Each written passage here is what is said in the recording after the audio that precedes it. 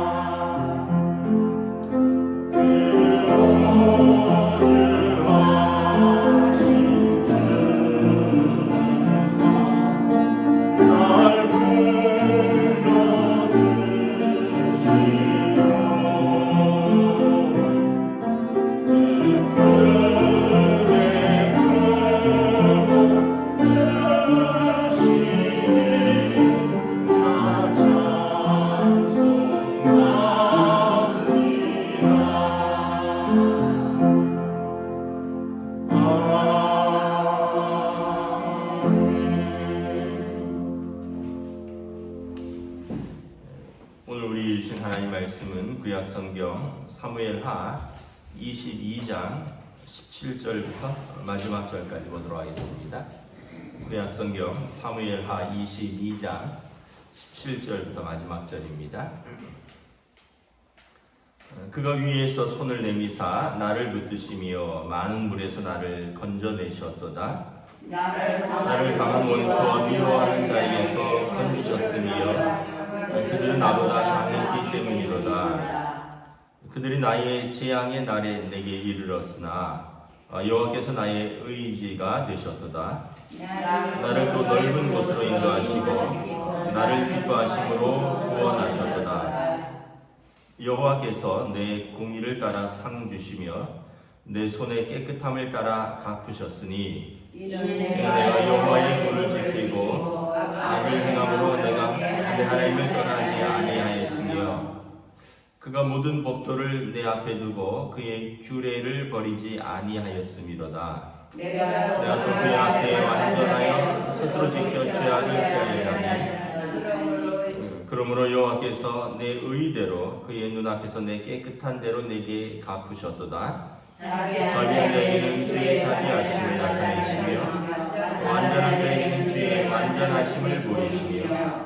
깨끗한 자에게는 주의 깨끗하심을 보이시며 사악한 자에게는 주의 거스르심을 보이시리다. 주께서 돈과 윗성은 구원하시고 교만한 자를 살피사 낮추시리다.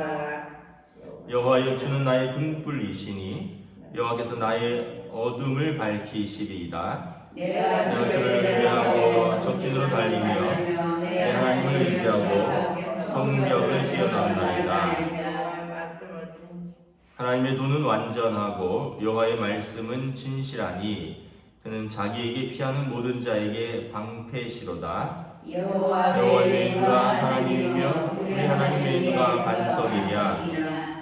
하나님은 나의 견고한 요새시며 나를 안전한 곳으로 인도하시며 나의 발로 암사 쓴 발 같게 하시며 나를 나의 높은 곳에 세우시며 내 손을 가르쳐 싸우게 하시니 내 팔이 놋활을 당기도다. 주께서 또 주의 구원의 방패를 내게 주시며 주의 온전히 나를 크게 하셨나이다. 내 걸음을 넓게 하셨고 내 발이 미끄러지지 아니하게 하셨나이다. 내가 내 원수를 뒤쫓아 멸하였사오며 그들을 무찌르기 전에는 돌이키지 아니하였나이다. 내가 그들을 무찌러 전멸시켰더니 그들이 내 발 아래에 엎드러지고 능히 일어나지 못하였나이다. 이는 주께서 내게 전쟁하게 하려고 능력으로 내게 끼우사 일어나 나를 치는 자를 내게 굴복하게 하셨사오며 주께서 또 내 원수들이 등을 내게로 향하게 하시고 내게 나를 미워하시는 자를 끊어버리게 하셨음이니이다. 그들이 도움을 구해도 구할 자가 없었고 여호와께 부르짖어도 대답하지 아니하나이다. 내가 그들을 땅에 티끌같이 부스러뜨리고 거리에 진흙같이 밟아 헤쳤나이다. 주께서 또 나를 내 백성의 다툼에서 건지시고 나를 보존하사 모든 민족의 으뜸으로 삼으셨으니 내가 알지 못한 백성이 나를 섬기리이다. 이방인들이 내게 굴복하며 그들이 내 소문을 귀로 듣고 곧 내게 순복하리이다. 이방인들이 쇠약하여 그들의 견고한 곳에서 떨며 나오리로다. 여호와의 사심을 두고 나의 반석을 찬송하며 내 구원의 반석이신 하나님을 높이를지로다. 하나님이 나를 위하여 공부하시고 민족들이 내게 복종하게 하시며 나를 원수들에게서 이끌어내시며 나를 대적하는 자위에 나를 높이시고 나를 강포한 자에게서 건지시는도다. 이러므로 여호와께서 내게 모든 민족 중에서 주께 감사하며 주 이름을 찬양하리이다. 함께 읽습니다. 여호와께서 그 왕에게 큰 구원을 주시며 기름 부음 받은 자에게 인자를 베푸시며 영원하고 다윗과 그 후손에게로다. 아멘. 할렐루야. 오늘도 새날을 우리에게 주셨습니다. 하나님께서 은혜와 평강으로 함께해 주시기를 축복합니다. 사무엘하 22장은 다윗의 노래라고 했습니다. 또 특별히 이제 다윗이 사울 왕의 모든 위협으로부터 벗어나고 블레셋과의 전쟁에서 승리한 이후에 하나님 앞에서 올려드리는 감사의 노래, 또 승전가죠. 어제 말씀을 보았고요. 오늘을 보면 다윗 왕이 신앙이란 무엇인가를 이렇게 보여줍니다. 신앙은 의존과 순종입니다. 하나님을 의존하는 겁니다. 그리고 하나님의 법에 순종하는 거죠. 17절에 보면 그가 위에서 손을 내미사 나를 붙드시며 많은 물에서 나를 건져내셨도다. 그러니까 많은 물은 그래서 위협을 말하는 거죠. 위협 속에서 내가 손을 내밀었으니까 하나님께서 내 손을 잡아주신 거죠. 또 나를 강한 원수와 미워하는 자에게서 건지셨는데 그들은 나보다 더 강했기 때문이라. 나보다 강한 대적들이 사울 왕도 그렇고 또 뭐 블레셋의 골리앗도 그렇고 다 어떻게 보면 다윗보다 강한 사람들이었는데 그들로부터 하나님께서 나를 건지셨다. 내가 나보다 강한 대적들 앞에서 다윗 왕이 그들과 그냥 싸운 게 아니라 하나님 앞에 기도했더니 하나님께서 그들로부터 다윗을 건졌다는 거죠. 그러니까 여러분 19절에도 보면 나의 재앙의 날에 그들이 내게 이르렀으나 여호와께서 나의 의지가 되었도다. 내가 도대체 어떻게 할 수 없는 그런 상황에서 나의 대적들이 나를 공격하지만 그때 하나님께서 나의 의지가 되셨다는 거예요. 그러니까 여러분, 신앙생활은 의존과 순종이라고 했는데 내가 어찌할 수 없는 상황 속에서 하나님을 바라보는 것입니다. 신앙생활은, 신앙이라는 게 뭡니까 여러분? 믿을 신자에 앙망할 앙자거든요. 우리가 하나님을 신뢰하고 하나님을 바라보는 거예요. 문제가 크죠. 또 환경이 두렵습니다. 그래서 내가 어찌할 바를 알지 못할 때 하나님을 바라보는 거예요. 그러면 하나님께서 하나님을 믿고 바라보는 자를 붙들어 주신다는 거예요. 그래서 29절에도 보면 여호와의 주는 나의 등불이시니 여호와께서 나의 어둠을 밝히시리로다. 우리 삶의 자리에서 이렇게 어둠의 자리들이 있잖아요. 우리 인생이 늘 밝기만 하겠습니까? 캄캄할 때도 있죠. 또 우리가 영적으로 늘 상승기만 있겠습니까? 영적으로도 어두울 때가 있죠. 그런데 그때 하나님을 바라보면 참빛인 하나님께서 우리를 밝혀주신다는 거예요. 요한복음 1장에 보면 예수님께서 참빛이라 그러셨잖아요. 참빛으로 오셨는데 자기 백성이 영접지 아니하였더라고요. 그러니까 우리가 예수님을 영접하면 우리 삶의 어둠이 물러간다는 거예요. 왜냐하면 빛이신 예수님이 우리와 함께 계시니까 우리의 어둠이 물러가는데 자기 백성이 영접하지 않으니까 우리 삶에 어둠이 계속 있는 거죠. 내가 주를 의뢰하고 적진으로 달리며 하나님을 의지하고 성벽을 뛰어넘나이다. 30절에 보면 그래서 의지한다 그랬잖아요. 신뢰하는 것이죠. 적진으로 달릴 때 나와 함께 하신 하나님을 의지하는 거예요. 그리고 성벽을 뛰어넘는나이다. 여러분, 성벽을 어떻게 뛰어넘겠습니까? 사람이. 근데 나를 지키시고 나와 함께 하시는 분을 의지한다는 거죠. 그런 표현입니다. 그래서 그 내 앞에 있는 장벽들을 뛰어넘는다는 거죠. 창세기 49장에 요셉의 축복이죠. 야곱이 요셉에게 뭐라고 축복합니까? 너는 담을 뛰어넘는 가지라.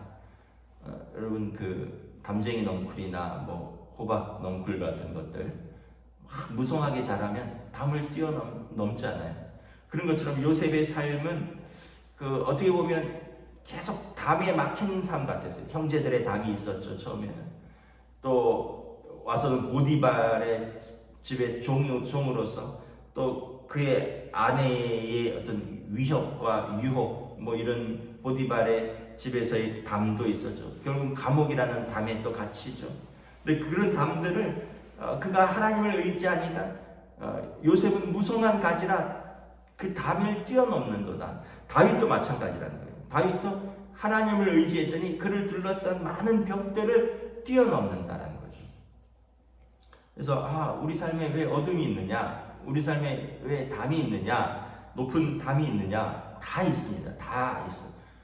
여러분, 누구나 살아가면서 어둠도 경험하고요. 도저히 어찌할 수 없는 담도 있어요. 그런데 어둠을 밝히고 그 담을 뛰어넘을 힘은 어디서 나오느냐? 우리가 하나님을 의지할 때 우리를 의지하시는 자녀를 붙들어 주시는 하나님 아버지를 볼 수 있는 거죠. 여러분, 우리가 어렸을 때 아이들이 손을 안 닿을 때잖아요. 키가 작으니까. 그러면은 이제 까치발을 들잖아요. 손을 씻으려고 그러는데 세면대가 손이 안 닿아요. 그럼 애들은 손을 이렇게 들어도 손이 닿을까 말까요? 또 책상 위에 장난감을 꺼내려고 해도 손을 이렇게 들어도 책상에 닿을까 말까요? 근데 그때 발 뒤꿈치를 이렇게 들죠. 그러면 그걸 보는 아빠나 엄마가 어떻게 몸을 탁 들어서 높여주죠. 여러분, 신앙생활도 마찬가지입니다. 이걸 영적 발돋움이라 하는데 내가 하나님을 향하여 손을 드는 거예요. 그리고 발 뒤꿈치를 높이는 거예요. 그러면 하나님께서 우리를 긍휼히 여기시고 당신을 의지하는 하나님의 자녀들을 높여주시는 거죠. 그래서 여러분, 하나님 앞에 손을 들고 기도하는 거 부끄러운 거 아니에요. 하나님 앞에 손을 들고 찬양하는 거 부끄러운 게 아닙니다. 하나님 앞에 발 뒤꿈치를 들고 하나님 앞에 메어 달리는 거 부끄러운 거 아니에요.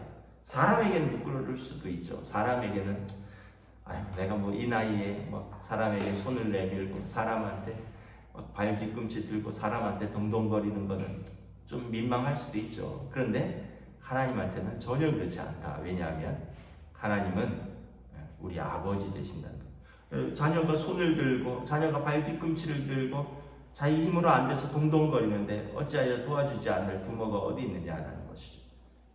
그래서 여러분 다윗을 보면 하나님을 깊이 의존하는 것을 바라봅니다. 이게 신앙이라는 거예요.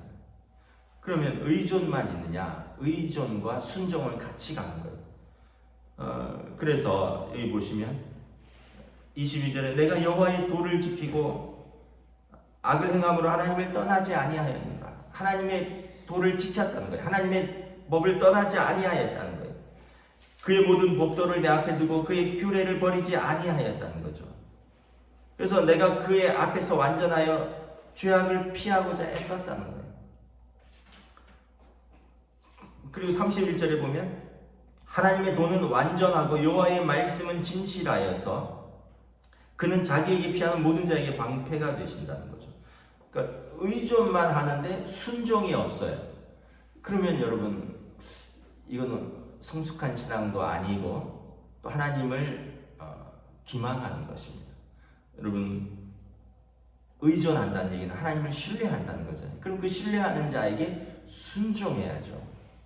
그래서 다윗 왕은 내가 어려울 때나 좋을 때나 왕이 되었을 때나 양치기 목독이었을 때나 여호와의 도를 지키고자 애를 썼다는 것입니다. 그의 규례를 버리지 않고 그의 법도를 내 앞에 두려고 애를 썼다는 거죠. 이스라엘의 왕에게 있어서 제일 중요한 것은 토라 하나님의 말씀을 앞에 두는 것입니다. 그 성경에 보면 왕이 가까이 해야 할 것, 그 다음에 왕이 멀리 해야 될 것, 뭐 이런 것들이 있는데 왕이 멀리 해야 될 몇 가지는 많은 여인, 많은 말, 뭐 이런 겁니다. 많은 여인은 뭐 당연히 정신을 흐리게 하겠죠. 많은 말은 자기 힘을 자랑하는 겁니다. 하나님을 더 이상 의지하는 거예요. 말이 몇 마리가 있느냐, 그럼 그 말을 탈 군사들은 몇 명이나 되느냐, 자기 힘을 의지하는 거예요. 근데 그 이스라엘의 왕이 멀리 해야 될 몇 가지이고요. 여러분 이스라엘이 왕이 가까이 해야 될 한 가지는 하나님의 말씀이에요. 여러분 우리도 마찬가지입니다. 우리의 성취, 우리 자랑을 매우 중요시하면 사실 그걸 멀리 해야 돼요. 이러면 하나님을 덜 의지하게 돼요. 내가 이렇게 성취한 게 많은데, 내가 이렇게 성실히 살았는데, 내가 이렇게 열심히 살았는데, 내가 이렇게 잘 살았는데, 이런 걸 많이 말하게 되면 그만큼 하나님을 덜 의지하게 된 거예요. 다윗 왕은 왕이 되어서 그가 가까이 한 것은 여전히 나의 모든 법도를 가까이 하였다는 거예요. 다윗 왕이 여인들을 가까이 했을 때 그럼 죄를 지었죠. 바세바와의 관계에서 그렇고 또 많은 후궁들을 두었을 때 그의 아들들로 인해서 집안에 난리가 났었습니다. 왕자들의 난이 계속 일어나고 이스라엘의 왕이 가까이 해야 될 것은 무엇이고 멀리 해야 될 것은 무엇이냐. 다윗 왕은 그래도 어떤 실수도 있고 죄도 있었지만 항상 계속 하나님의 법 앞으로 돌아오려고 애를 썼다는 거예요. 그래서 29절에 31절에 여호와의 도는 완전하고 여호와의 말씀은 진실하니라. 나는 불완전하고 나는 진실하지 못하니까 내가 진실하고 완전하신 하나님의 말씀 앞에 서려고 애를 썼고 내가 그 하나님께 피하고자 애썼더니 하나님께서 33절에 나의 견고한 요새가 되셨고 나를 안전한 곳으로 인도하셨다라는 거예요. 그래서 여러분 겸손한 사람이 순종할 수 있습니다. 여러분 교만하다는 게 뭐 사람들 앞에서 막 남을 높이는 것 뭐 이런 것도 교만한 거지만요. 하나님의 말씀에 어린아이처럼 반응하는 사람이 겸손한 사람입니다. 하나님의 말씀에 대해서 이건 이래서 안 되고 저건 저래서 안 되고 자기 잣대가 있어요. 자기 기준이 있어요. 계속 판단하는 겁니다. 그럼 여러분 하나님의 말씀을 순종할 수가 없는 거죠. 그래서 신앙생활은 뭐냐? 첫 번째는 의존과 순종이다. 하나님 앞에서 그냥 어린아이가 되는 것. 예수님께서 어린아이와 같이 아니하면 천국에 갈 수 없느니라. 그 어린아이의 특징이 전적인 의존이잖아요. 아이들 어렸을 때 보면 나 그냥 엄마 없으면 못 살아. 나 엄마 없으면 밥을 못 먹어. 엄마 없으면 잠을 못 자. 나 엄마 없으면 씻지도 못해. 애들이 막 그러잖아요. 그게 전적으로 의지하는 거예요, 엄마한테. 이제 크면 이제 안 의지하는 거죠. 근데 우리가 하나님 앞에서는 계속해서 어린아이와 같아야 돼. 하나님 없으면 나는 못 살아. 근데 이제 머리가 좀 컸다고 사회생활에서 우리가 뭐 좀 돈도 좀 벌고 뭐 좀 공부도 좀 했고 뭐 또 뭐 월급 뭐 좀 높은 자리도 올라가고 뭐 내 힘으로 이 정도 살았는데 뭐 하나님 도와주시면 감사하고 뭐 그래도 이렇게 내 이 정도는 살 수 있습니다. 이러면 이제 더 이상 하나님의 말씀에 대해서 완전한 순종이 안 되는 거예요. 온전히 하나님에 대해서 의존이 안 되는 거죠. 하나님 앞에 매어 달리고 발 뒤꿈치 들고 막 옛날에는 그랬는데 이제 자기 머리가 커진 거예요. 그럼 어떻게 하나님께서 그 사랑하는 자를 징계하시는도다. 정신이 번쩍 들게 하죠. 다윗과의 언약에서 뭐라 그랬으면 내가 내 자녀를 다윗의 후손들을 사울처럼 버리지 않겠노라. 대신에 잘못하면 사람 채찍과 인생 막대기로 징계해서라도 그를 내게 돌아오게 하리라. 그 인생의 징계를 딱 당하면 정신이 번쩍 나죠. 그렇게 잘 나갈 줄 알았는데 갑자기 여러분 몸이 아파 보세요. 병원에 들어 누워 보세요. 아무것도 할 수가 없어요. 정신이 번쩍 나죠. 무슨 인생에 큰 문제가 생겨요. 가정에 큰 문제가 생겨요. 정신이 번쩍 나죠. 아무 문제 없고 너무 행복한 줄 알고 아무런 부러움도 없었는데 정신이 번쩍 나는 거죠. 그러면 또 하나님 앞에 나와서 무릎 꿇죠.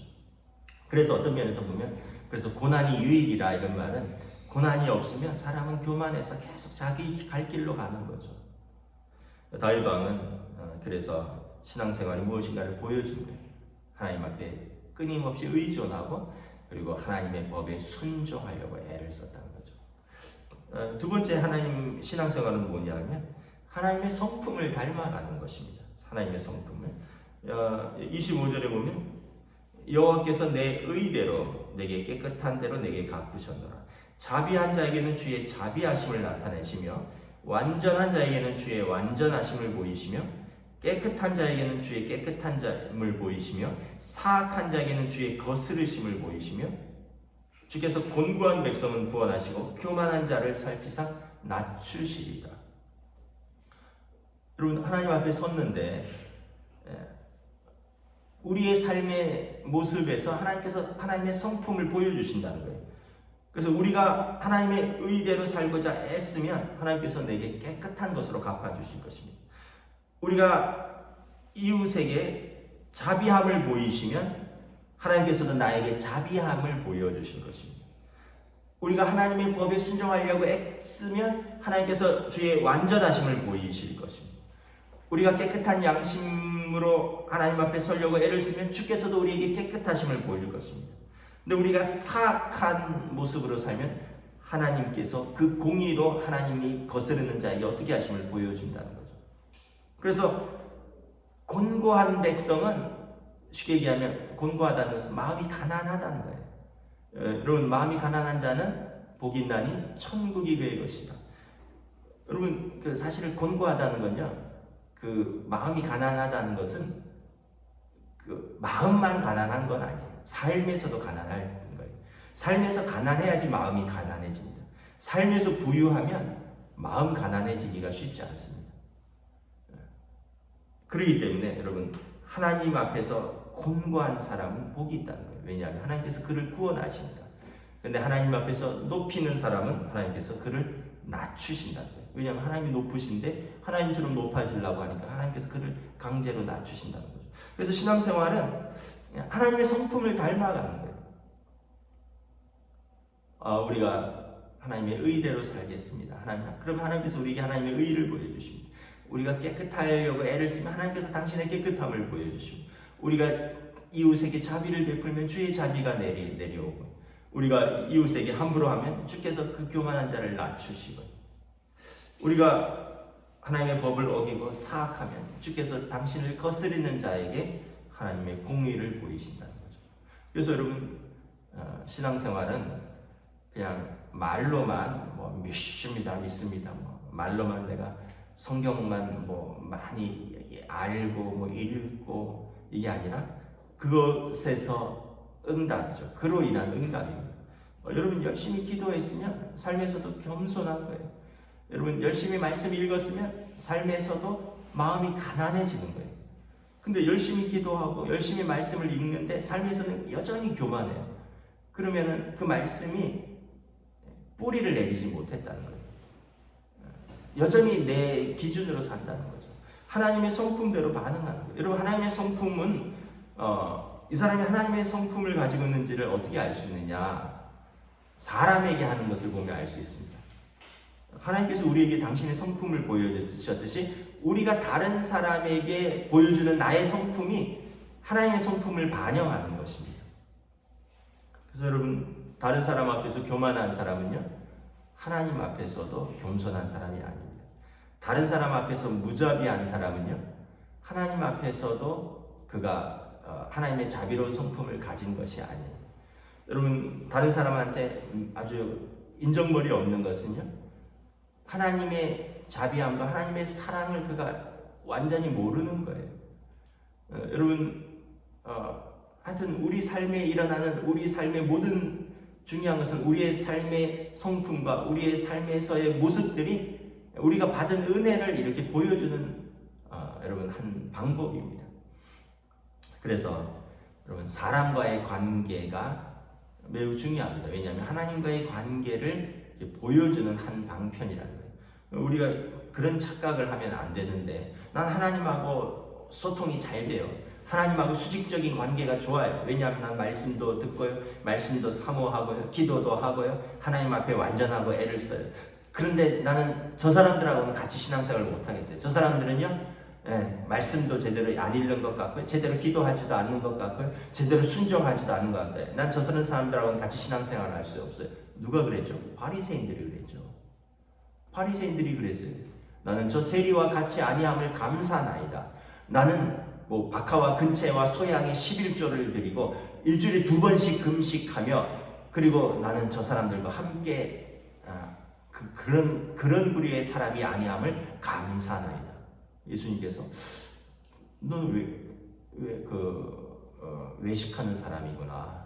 넌 내가 필요 없겠구나. 근데 세리는 어때? 성전 멀리서 감히 성전 앞에 들어가지도 못하고 나는 죄인이로소이다. 가슴을 두드리면서 눈물로 기도하니 바리새인은 내가 저 세리와 같이 아니함을 감사하나이다. 예수님께서 누구의 기도를 들으신다 그랬어요? 병든 자에게 의원이 필요하고 건강한 자에게 필요 없듯이 의인에게는 예수님이 필요 없고 죄인에게 예수님이 필요하다. 그래서 여러분 내가 여러분 사람들에게 행하는 바가 하나님 앞에서 어떤 모습으로 서 있는지를 잘 보여주는 그 리트머스 시험지입니다. 우리 과학 시간에 아이들 뭐 이게 알칼인지 산성인지 종이 딱 넣어보면 색깔이 쫙 변하잖아요. 내 신앙생활이 좋다. 뭐 여러 가지로 증명할 수도 있겠지만 새벽기도 열심히 나온다. 좋은 거죠 신앙생활. 그 시간에 자는 분들도 많은데 깨어서 기도하는 거 얼마나 좋아요. 열심히 말씀을 읽고 말씀을 쓴다. 좋은 거죠. 말씀 한번 제대로 못 읽고 또 말씀 한번 쓰지 못하는 사람들도 많으니까. 그런데 그 기도와 그 말씀이 내게 주신 사람들에게 드러나야 되는 거죠. 그 말씀에 대한 응답으로 나야 되는 거죠. 또 열심히 기도하고 말씀 읽었는데 나는 저 사람과 같이 아니함을 감사하나이다 이래버리면 뭐가 된다고? 말짱 도루묵이 된다는 거죠. 그러면 하나님께서 안타깝다. 안타까워. 그래서 여러분 말씀을 정리하도록 하겠습니다. 신앙생활이 무엇일까? 어린아이 같이 하는 겁니다. 좀 부족해도 괜찮아요. 하나님 앞에 의지하는 것. 그리고 하나님 앞에서 순종하려고 애를 쓰는 겁니다. 그리고 하나님의 그리스도의 성품을 닮은 성령의 9가지 열매잖아요. 사랑과 희락과 화평과 오래 참음과 자비와 양선과 충성과 온유와 절제와 이 같은 것을 금지할 법이 없느니라. 내 안에 있는 성령님께 순종함으로 그런 열매들을 사람들 앞에서 이렇게 맺어가는 것입니다. 그래서 여러분 신앙생활 할수록 연세가 드시면 드실수록 더 편안한 사람이 되는 겁니다. 더 은혜로운 사람이 됩니다. 여러분 연세가 드시면 드실수록 더 완강한 사람이 있어요. 신앙생활을 오래 하면 오래 할수록 더 까칠한 사람이 있어요. 그럼 뭔가가 좀 잘못 알고 계신 거예요. 여러분 하나님께서 우리가 하나님 앞에 신앙생활을 하면 할수록 하나님께서 우리에 대해서 완강하신가요? 우리가 하나님 앞에서 신앙생활을 하면 할수록 하나님께서 우리를 까칠하게 대하시나요? 가까이 가면 갈수록 하나님께서 우리를 넓은 품으로 품어주시는 거죠. 그래서 여러분 저와 여러분들의 우리의 다른 사람에게 하는 모습이 하나님의 성품을 드러내는 가장 좋은 모습이다. 그래서 다윗 왕의 다른 사람을 어떻게 대하는지 잘 보셨잖아요. 저와 여러분들이 이렇게 의존과 순종으로 또 우리에게 주신 하나님의 성품들을 이렇게 우리에게 주신 사람들에게 나타내며 그리스도를 닮아가는 그런 성도들이 될 수 있기를 주님의 이름으로 축복합니다. 기도하겠습니다. 하나님 은혜를 감사합니다. 다윗 왕의 노래, 그의 삶의 모든 고난과 모든 장벽을 샘 곁에 심겨진 가지처럼, 무성한 가지처럼 담을 뛰어넘는 하나님의 은혜를 고백합니다. 자기보다 더 강한 대적들이 있었기에 하나님 앞에 손을 내밀지 않을 수 없었고, 두렵고 위험한 상황에서 하나님 앞에 구원을 바라지 않을 수 없었는데, 그러한 그를 하나님이 한 번도 외면하지 않으시고 그를 붙드셨다 말합니다.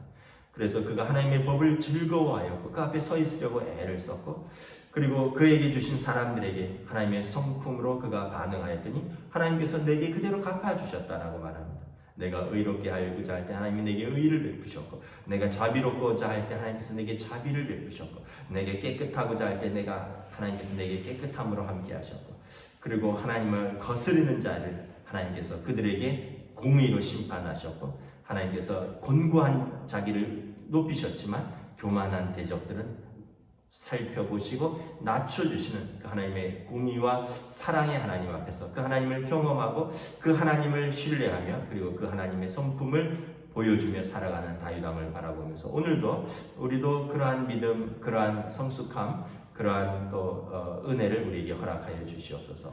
순종하며 나아갈 수 있기를 원합니다. 감사를 드리오며 우리 주 예수 그리스도 이름으로 기도드리옵나이다. 아멘. 하늘에 계신 우리 아버지의 이름을 거룩하게 하시며 아버지의 나라가 오게 하시며 아버지의 뜻이 하늘에서와 같이 땅에서도 이루어지게 하소서. 오늘 우리에게 일용할 양식을 주시고 우리가 우리에게 잘못한 사람을 용서하여 준 것 같이 우리 죄를 용서하여 주시고 우리를 시험에 빠지지 않게 하시고 악에서 구하소서. 나라와 권능과 영광이 영원히 아버지의 것입니다. 아멘.